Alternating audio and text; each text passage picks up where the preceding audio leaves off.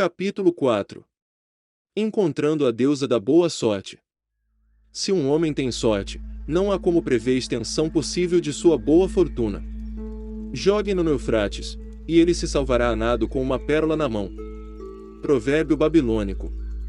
O desejo de ter sorte é universal.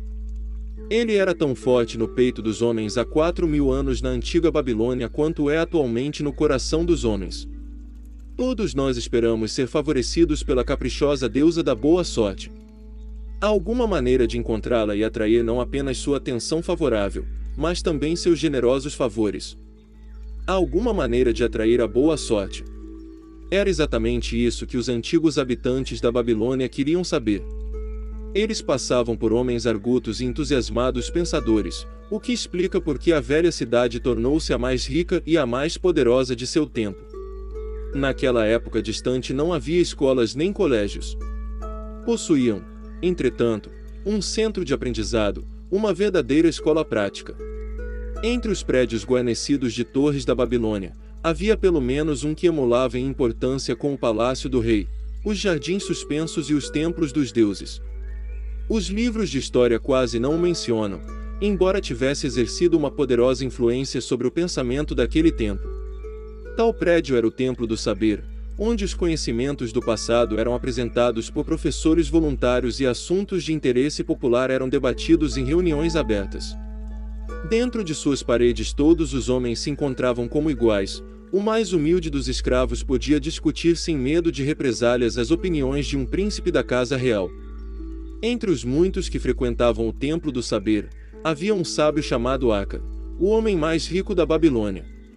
Ele tinha seu próprio salão especial, onde quase todas as noites um grupo considerável de homens, alguns idosos, alguns muito jovens, mas a maioria na meia-idade, reunia-se para discutir e perguntar sobre assuntos de interesse. Vamos supor que estamos ouvindo uma dessas conversas para ver como eles encaravam a questão da boa sorte. O sol tinha acabado de se pôr como uma grande bola de fogo brilhando na areia do deserto, quando Akkad subiu a seu costumeiro tablado. Quase 80 homens já esperavam sua chegada, reclinados sobre pequenos tapetes estendidos no chão, e mais gente ainda aparecia para aumentar a assistência. "O que vamos discutir esta noite?" perguntou Akkad. Depois de uma breve hesitação, um tecelão alto dirigiu-se a ele, levantando-se como era de costume. "Tenho um assunto cuja discussão gostaria de ouvir, embora receie que pareça ridículo a você, Akkad, e aos amigos aqui presentes." Depois de incentivado por Akkad e pelos próprios colegas a apresentá-lo, ele continuou: "Creio estar com sorte hoje, pois achei uma bolsa com moedas de ouro dentro. Meu grande desejo é continuar tendo sorte. Sentindo que todos os homens compartilham comigo tal desejo, sugiro que debatamos como atrair a boa sorte, para que possamos descobrir maneiras de contar com ela." "Um belo e interessante tema acaba de ser proposto", comentou Akkad. "Na verdade, um dos mais valiosos de nossa discussão. Para alguns homens, a boa sorte não passa de um acontecimento casual que, como um acidente, pode ocorrer a alguém sem propósito ou razão. Outros acreditam que a responsável por qualquer boa fortuna é a nossa mais generosa deusa, Ashar, sempre ansiosa para recompensar com belas dádivas aqueles que lhe agradam. Respondam, meus amigos. Devemos pesquisar se existem meios pelos quais a boa sorte possa ser incentivada a visitar cada um de nós. Sim. Sim. E muito mais que isso, respondeu o crescente grupo de ávidos ouvintes. Para começar nossa discussão, continuou Akkad, ouçamos primeiro aqueles dentre nós que passaram por experiências similares à do tecelão, tendo achado ou recebido, sem qualquer esforço de sua parte, tesouros valiosos ou joias. Houve uma pausa, todos esperando que alguém tomasse a palavra para atender à sugestão de Akkad, mas ninguém o fez. "Mas como? Ninguém?" disse Akkad. "Então esse tipo de boa sorte deve ser realmente raro. Quem agora oferecerá uma sugestão para continuarmos nossa busca?" "Eu o farei", disse um jovem bem vestido, levantando-se. Quando um homem fala de sorte, não é natural que seus pensamentos estejam voltados para as mesas de jogo. Não é ali que encontramos muitos homens cortejando o favor da deusa na esperança de que ela os faça ganhar a todo momento. Como o jovem tivesse, Depois dessas breves palavras, retomado seu lugar, uma voz ergueu-se: não pare. Continue sua história. Diga-nos, por acaso pôde contar com o favor da deusa nas mesas de jogo? Ela fez com que os cubos caíssem com o lado vermelho virado para cima, enchendo sua bolsa à custa do homem das apostas, ou, ao contrário, permitiu que o lado azul fosse o vitorioso, propiciando ao outro passar a mão em suas moedas de prata arduamente conquistadas. O jovem juntou-se aos risos sem maldade da sala e replicou: não posso deixar de admitir que a deusa não parecia saber que eu me achava no local. Mas e quanto aos demais? Encontraram-me esperando em tais lugares para rolar os cubos em favor de vocês. Estamos ávidos para ouvir tanto quanto para aprender. Um sábio começo atalhou Arca. Achamo-nos aqui para considerar todos os lados de cada questão. Ignorar as mesas de jogos seria fechar os olhos a um instinto comum a muitos homens que gostam de tentar a sorte, apostando uma pequena soma de dinheiro na esperança de conseguir somas bem maiores. Isso me traz a lembrança as corridas de ainda ontem, gritou um outro ouvinte. Se a deusa frequenta as mesas de jogo, certamente não desdenha as corridas, onde carros de guerra dourados e cavalos espumantes oferecem muito mais excitação. Conte-nos honestamente, Arca, foi ela quem lhe soprou que devia apostar naqueles cavalos cinza de Nínive. Eu estava de pé bem a seu lado e mal pude acreditar em meus olhos quando vi apostando neles. Você sabe tão bem quanto nós que nenhuma parelha em toda a Síria pode competir com nossos amados baios numa bela corrida. A deusa por acaso soprou em seus ouvidos que apostasse nos cavalos cinza porque na última volta o preto, que corria por dentro, tropeçaria, atrapalhando de tal modo nossos rapazes, que os cavalos de Nínive acabariam ganhando o paro numa vitória inesperada. Arcade sorriu indulgentemente devido ao gracejo. Que motivo temos para pensar que a boa deusa se ocuparia das apostas de um homem num cavalo de corrida? Para mim, ela é uma deusa de amor e dignidade cujo prazer consiste em ajudar os necessitados e recompensar aqueles que fizeram por onde merecer. Espero encontrá-la não nas mesas de jogo ou nas corridas em que os homens pedem mais do que ganham, mas nos lugares onde as ações humanas têm mais valor e são mais dignas de recompensa. No cultivo da terra, nas relações comerciais honestas, em qualquer ocupação humana há oportunidade de lucros decorrentes do esforço pessoal e de negócios bem realizados. Naturalmente, nem sempre o indivíduo será recompensado, porque às vezes seu juízo pode falhar, tanto quanto, em outras ocasiões, os ventos e o mau tempo podem acarretar o malogro de todos os seus esforços. Mas, se persistir, poderá contar com bons lucros no futuro. Isso acontece porque as chances de lucro estão sempre a seu favor. Mas, quando um homem joga apostando, a situação se inverte, pois as possibilidades de lucro acham-se frequentemente contra ele e a favor daquele que dirige a banca. O jogo sempre beneficia este último. Faz parte do negócio que ele tenha direito a uma porcentagem sobre as quantias apostadas. Poucos jogadores percebem como são certos os lucros do dono da banca e como são incertas suas próprias chances de vencer. Consideremos como exemplo as apostas feitas no jogo de cubos. Toda vez que o cubo é lançado, nós apostamos no lado que cairá virado para cima. Se der o vermelho, o dono da banca tem de nos pagar 4 vezes o valor de nossa aposta. Se der, entretanto, qualquer outro dos 5 lados restantes, perdemos. Assim, em cada jogada contamos com 5 chances de perder, mas, uma vez que o vermelho paga 4 por 1, temos 4 chances de vencer. Numa única noite de jogo, o dono da banca pode contar com lucros certos no valor de 1/5 de todas as apostas feitas. Pode um homem esperar vencer se não ocasionalmente contra vantagens arranjadas de tal modo que, pelo simples fato dele entrar numa casa de jogo, já o despojam de 1/5 de suas apostas. Mas há casos em que alguns homens conseguem ganhar somas bastante altas, arriscou um dos ouvintes. Certamente, continuou Arca. Percebendo isso, pergunto-me se o dinheiro conseguido dessa maneira traz um valor permanente àqueles que têm sorte. Entre meus conhecidos se acham muitos dos mais exitosos homens da Babilônia, mas sinto-me incapaz de apontar um único que tenha começado a triunfar a partir de uma fonte como essa.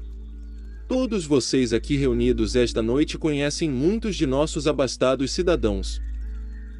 Seria do maior interesse para mim saber quantos deles podem creditar às mesas de jogo o início de seus anos venturosos. E se cada um de vocês falasse dos que conhece? O que dizem? Depois de prolongado silêncio, um gaiato aventurou: sua pergunta inclui os donos da banca. Se não se lembra de mais ninguém, respondeu Aka. Se nenhum de vocês pode lembrar-se de ninguém, que tal vocês mesmos? Há bons vencedores por aqui hesitando em recomendar o jogo como uma possível fonte de renda. Seu desafio teve como resposta gemidos procedentes do fundo da plateia, que arrancaram muitos risos. Tenho a impressão de não estarmos procurando a boa sorte nos lugares que a deusa costuma frequentar, continuou ele. Sendo assim, vamos explorar outros campos. Já vimos, portanto, que ela não se acha no fato de toparmos casualmente com uma carteira perdida, nem nas mesas de jogo. Quanto às corridas, devo confessar que perdi mais dinheiro do que ganhei. Vejamos agora nossas ocupações e negócios. Não é natural que, em seguida a uma vantajosa transação, consideremos isso não como um belo lance da sorte, mas como uma justa recompensa pelos nossos esforços. Estou inclinado a pensar que podemos estar desprezando as dádivas da deusa. Talvez ela realmente nos assista quando não apreciamos sua generosidade. Alguém sugere uma outra discussão. Um comerciante idoso levantou-se, repuxando sua elegante vestimenta branca. Com a permissão de vocês, honrado Aka e caros amigos, ofereço uma sugestão. Se, como você disse, devemos acreditar em nossa própria habilidade e capacidade para o êxito de nossos negócios, por que não considerar os sucessos que estivemos a ponto de obter, mas que nos escaparam, situações que teriam sido mais lucrativas? Elas teriam sido um raro exemplo de boa sorte se realmente tivessem ocorrido. Como não se concretizaram, não podemos considerá-las nossa justa recompensa. Certamente haverá entre nós homens capazes de relatar experiências nesse sentido. Trata-se de uma bela abordagem, aprovou Aka. Quem entre vocês teve ao alcance uma boa sorte somente para vê-la escapar? Muitas mãos se ergueram, inclusive a do comerciante idoso. Arkad animou a tomar a palavra. Como autor da proposta, gostaríamos de ouvi-lo primeiro. Contarei de bom grado a vocês uma história, disse ele, que ilustra como a boa sorte pode chegar tão perto de um homem e quão cegamente pode ele permitir que ela escape, trazendo perda e remorso. Há muitos anos, quando ainda era jovem, recém-casado e no começo de uma promissora carreira, meu pai me procurou e insistiu energicamente comigo para que eu participasse de um determinado investimento. O filho de um de seus amigos tivera conhecimento de um pedaço de terra estéril não muito além das muralhas de nossa cidade. Ficava bem acima do canal e não era alcançado pelas águas. O filho do amigo de meu pai arquitetou um plano para comprar essa terra, construir 3 grandes rodas d'água que pudessem ser movidas por bois e dessa maneira levar até ali a água necessária. Depois, dividiria a terra em pequenos lotes e buscaria compradores entre os residentes da cidade. Mas ele não tinha dinheiro suficiente para levar a cabo um empreendimento desses. Tal como eu, era jovem e contava com vencimentos apenas satisfatórios. Seu pai, como o meu, tinha uma grande família e poucos recursos. Por isso resolveu ajudar o filho, tentando convencer um grupo de cidadãos a entrar na empresa com ele. Seria um grupo de 12 pessoas, cada uma das quais se comprometeria a dar 1/10 de seus ganhos para o empreendimento até que a terra estivesse em condições de ser vendida. Cada qual então participaria dos lucros obtidos proporcionalmente ao que tivesse empenhado no investimento. Você, meu filho, disse-me meu pai, acha-se agora na juventude. É meu profundo desejo que comece a construir uma sólida posição para que se torne respeitado entre os homens. Gostaria que se valesse de meus conhecimentos em razão dos próprios erros desatinados que andei cometendo no passado. É o que desejo mais ardentemente, meu pai, respondi-lhe. Então, eis meu conselho. Era o que eu deveria ter feito na sua idade. Separe sempre 1/10 de seus ganhos para empregá-lo em investimentos favoráveis. Com esse 10º e com o que ele próprio terá condições de obter, você poderá, muito antes de chegar à idade em que me encontro, ter acumulado uma considerável soma. O que está dizendo, meu pai, são palavras de sabedoria. Realmente desejo enriquecer. Mas há muitas maneiras de empregar meu dinheiro. Por isso estou ainda hesitante quanto a seguir seus conselhos. Sou jovem. Há muito tempo. Pensei do mesmo modo em sua idade. Como pode ver, muitos anos acabaram se passando sem que eu tivesse dado sequer os primeiros passos. Vivemos numa época diferente, pai. Evitarei cometer os seus erros. A oportunidade se apresenta diante de você, meu filho. E está oferecendo uma chance que pode levá-lo à riqueza. Imploro-lhe, não adie as coisas. Procure amanhã mesmo o filho de meu amigo e combine com ele pagar 10% dos seus ganhos para esse investimento. Sim, vá amanhã mesmo. A oportunidade não espera por ninguém. Hoje está aqui, amanhã já não sabemos para onde se foi. Por isso, não perca tempo. Apesar dos conselhos de meu pai, hesitei. Tinham acabado de chegar à cidade, trazidas por mercadores vindo do leste, roupas tão refinadas que eu e minha boa esposa logo pensamos em comprar. Se tivesse de destinar 1/10 de todos os meus ganhos para o tal investimento, seria obrigado a privar-nos desse e de outros prazeres tão desejados. Demorei a tomar uma decisão, até que ficou tarde demais. Tempos depois acabei me arrependendo. O empreendimento revelou-se mais vantajoso do que qualquer um dos participantes podia prever. Essa é minha história, mostrando como permiti que a boa sorte escapasse. Nessa história vemos como a boa sorte costuma procurar o homem que acredita nas oportunidades, comentou um homem moreno do deserto. Para construir uma sólida posição é sempre necessário um começo. Esse começo podem ser algumas moedas de ouro ou de prata que um homem separa dos próprios ganhos para o seu primeiro investimento. Eu, por exemplo, sou proprietário de muitas cabeças de gado. Tudo começou quando ainda não passava de um rapazinho, com a compra de um bezerro por uma moeda de prata. Sendo o início de minha riqueza, isso teve uma grande importância para mim. Dar o primeiro passo para construir uma sólida posição é uma boa sorte que pode acontecer a qualquer homem. O primeiro degrau, transformando os cidadãos que ganham por seus próprios esforços em homens que começam a ter lucros pelo bom emprego de seu dinheiro, é sempre importante. Alguns, afortunadamente, fazem isso quando jovens e deixam para trás, em termos de sucesso financeiro, aqueles que só o fizeram muito tarde ou aqueles que infelizmente, como o pai do mercador que acabamos de ouvir, nunca o fizeram. Tivesse nosso amigo, o mercador, seguido esse rumo em sua juventude, quando a oportunidade se lhe apresentou, hoje estaria acumulado de muitos bens do mundo. Se a boa sorte de nosso amigo tecelão o incentivar a subir um degrau como esse por sua vez, ele não será mais que o começo de uma fortuna muito maior.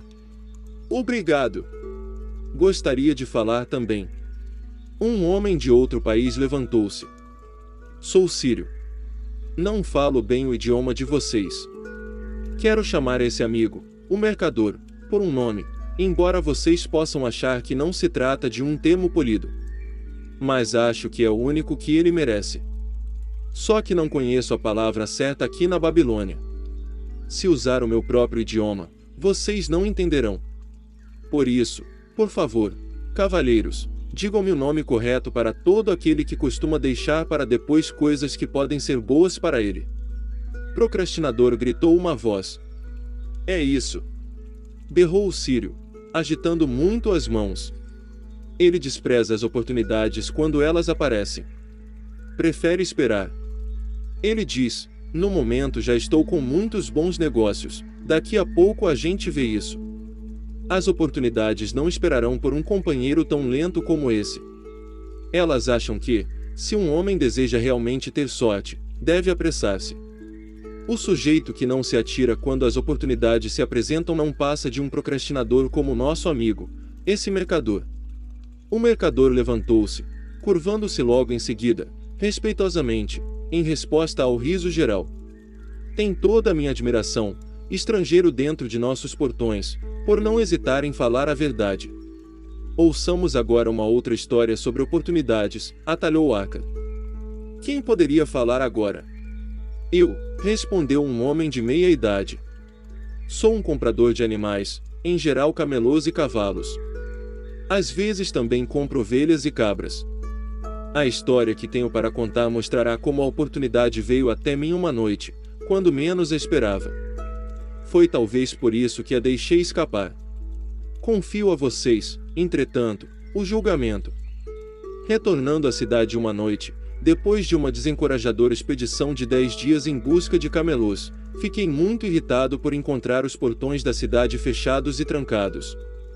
Enquanto meus escravos armavam a tenda para o pernoite, que seria passado com pouca comida e sem água, aproximei-me de um fazendeiro idoso que, como nós, achava-se fora das muralhas.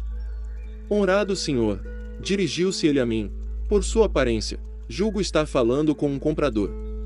Se eu estiver certo, muito me agradaria vender-lhe o mais excelente rebanho de ovelhas a um ótimo preço. Ai de mim, minha esposa encontra-se de cama, ardendo em febre. Preciso voltar o mais depressa possível. Compre minhas ovelhas, para que eu e meus escravos montemos em nossos camelôs e partamos imediatamente. Estava tão escuro que eu não podia ver o rebanho, mas pelos balidos imaginei que devia ser bastante grande. Havendo consumido inutilmente 10 dias à procura de camelôs, fiquei contente em fazer negócio com ele. Em sua ansiedade, o homem acabou fixando um preço bem interessante. Aceitei, sabendo que meus escravos podiam conduzir o rebanho através dos portões da cidade, pela manhã, e vendê-lo com um lucro substancioso. Fechado o negócio, ordenei aos escravos que trouxessem tochas a fim de contarmos o rebanho, que, segundo as declarações do fazendeiro, tinha 900 cabeças. Não vou sobrecarregá-los, meus amigos, com a narração de nossas dificuldades para contar esses animais cansados, mortos de fome e de sede. Isso se revelou uma tarefa impossível. Por isso, disse claramente ao fazendeiro que eu teria de esperar a luz do dia para conferir o rebanho e que só então lhe pagaria.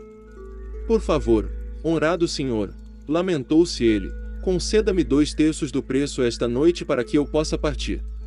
Deixarei meu escravo mais inteligente e educado para ajudá-lo na contagem pela manhã. Ele é de minha inteira confiança, e o senhor poderá pagar-lhe o restante. Mas eu era cabeçudo e me recusei a fazer qualquer pagamento naquela noite. No outro dia, antes de despertar, os portões da cidade foram abertos, e 4 compradores saíram correndo à procura de rebanhos. Estavam ávidos e dispostos a pagar altos preços, porque a cidade achava-se ameaçada de sítio, e não havia comida suficiente. O velho fazendeiro conseguiu pelo rebanho 3 vezes o preço que tinha combinado comigo. Foi desse modo que permiti que a boa sorte escapasse. Essa é uma história extraordinária, comentou Aka. Que lição podemos tirar dela? A lição de que devemos fechar imediatamente um negócio quando estamos convencidos de que ele vale a pena, declarou um venerável fabricante de celas. Se o negócio for bom, você precisa proteger-se tanto contra sua própria fraqueza quanto contra qualquer outro concorrente. Nós mortais somos mutáveis. Quero dizer, mais aptos a mudar de opinião quando estamos certos do que quando estamos errados. Nós somos realmente cabeçudos, estamos constantemente propensos a vacilar e deixar as oportunidades escaparem. Meu primeiro juízo é sempre o melhor. Mas sempre encontrei dificuldade para obrigar-me a prosseguir com um bom negócio. Por isso, como uma proteção contra minhas próprias fraquezas, faço imediatamente um depósito para garanti-lo. Isso me resguarda contra futuros remorsos por não ter aproveitado uma eventual boa sorte. Obrigado. Gostaria de falar novamente. O Círio estava de pé. Tais histórias são muito parecidas. As oportunidades fugindo pela mesma razão. Estão sempre ao alcance das mãos do procrastinador, trazendo-lhe bons planos. Ele sempre hesita, acha que deve esperar uma ocasião melhor, o tempo passando. Como pode ser bem-sucedido o homem que age assim? Sabe as palavras, meu amigo, respondeu o comprador. A boa sorte dá as costas à procrastinação nessas duas histórias. Mas isso não é incomum. O espírito de procrastinação está dentro de todos os homens. Queremos ser ricos, mas, sempre que as oportunidades aparecem diante de nós, esse espírito de procrastinação nos incita, com o nosso consentimento, a adiar as coisas. Por dar ouvidos a ele, tornamo-nos nossos piores inimigos. Em minha juventude não identificava essa tendência dos homens com o vocábulo que tanto agradou a nosso amigo da Síria. Pensava, no início, que era o meu pobre juízo que me fazia perder negócios tão lucrativos. Mais tarde joguei a culpa na minha teimosia. Por fim, tive de dar o braço a torcer. Tratava-se de um hábito de adiamento desnecessário onde se precisava de uma ação rápida e decisiva. Como odiei a procrastinação quando a verdade finalmente se mostrou. Com a amargura de um asno selvagem preso a uma carroça, fugi desse inimigo de meu sucesso. Obrigado. Gostaria de fazer uma pergunta ao senhor mercador. Era o sírio outra vez. Você usa roupas finas, que em nada se parecem com as de um homem pobre, e fala como um homem bem-sucedido. Conte-nos, você ainda dá ouvidos à procrastinação? Como comprador nosso amigo, respondeu o mercador, eu também acabei por reconhecer a procrastinação e bani-la. Para mim, ela provou ser uma inimiga, pois me observava, esperando ver frustradas minhas realizações. A história que contei é apenas uma entre os muitos exemplos similares que poderiam ser citados para mostrar como isso me desviou de minhas oportunidades. Depois que compreendemos, não é difícil superar tal coisa. Nenhum homem permite voluntariamente que o ladrão roube suas sacas de cereais. Tampouco permite voluntariamente que um inimigo seduza seus clientes ou roube seus lucros. Quando uma vez percebi que meu inimigo estava praticando ações como essas, subjuguei-o com determinação. Assim, todo homem deve dominar seu próprio espírito de procrastinação se quiser participar dos ricos tesouros da Babilônia. O que diz, Arca? Como você é o homem mais rico da Babilônia, muita gente acha que você é um sortudo. Concorda comigo em que nenhum homem pode alcançar uma grande soma de sucesso até que tenha completamente esmagado o espírito de procrastinação dentro de si. As coisas realmente se passam como você afirma, admitiu Aka. Durante minha longa vida observei gerações e gerações seguindo adiante por esses caminhos dos negócios, ciência e aprendizado que conduzem ao sucesso na vida. As oportunidades surgem na vida de todos os homens. Alguns se agarram a elas e direcionam-se para a satisfação de seus mais profundos desejos, mas a maioria hesita, falha e fica para trás. Arcad voltou-se para o tecelão. Você sugeriu que discutíssemos sobre a boa sorte. Deixe-nos saber o que pensa agora sobre o assunto. Vejo a boa sorte sob uma luz diferente. Tinha pensado nisso como a coisa mais desejável que pudesse acontecer a um homem, sem grande esforço de sua parte. Agora percebo que não se trata de situações que alguém possa atrair para si mesmo. A partir de nossa discussão aprendi que para atrair a boa sorte, é necessário aproveitar as oportunidades. Por isso, no futuro, farei o melhor que puder quando as oportunidades surgirem para mim. Você pegou bem o sentido das verdades trazidas à luz por nossa discussão, replicou Aka. A boa sorte, de acordo com o que ouvimos, segue de perto as oportunidades, mas raramente chega de outro modo. O mercador nosso amigo teria sido um eleito da boa fortuna, se tivesse aproveitado a oportunidade que a boa deusa pôs diante dele. Nosso amigo comprador, da mesma maneira, teria sido outro eleito da boa fortuna, se não houvesse hesitado em comprar na hora o rebanho de ovelhas, vendendo-o em seguida a um preço bastante vantajoso. Prosseguimos a discussão até encontrar os meios pelos quais a boa sorte pode ser atraída para nós. Creio que achamos o caminho. Duas histórias ilustraram como a boa sorte é consequência das oportunidades. Aqui está a moral que reside em histórias similares sobre a boa sorte. Tenha esta sido aproveitada ou não, a boa sorte pode ser atraída desde que estejamos atentos às oportunidades. Aqueles que se mostram ávidos por aproveitar as oportunidades para o seu próprio êxito atraem o interesse da boa deusa. Ela está sempre ansiosa para ajudar aqueles que lhe agradam. E os homens de ação são os que mais conseguem isso.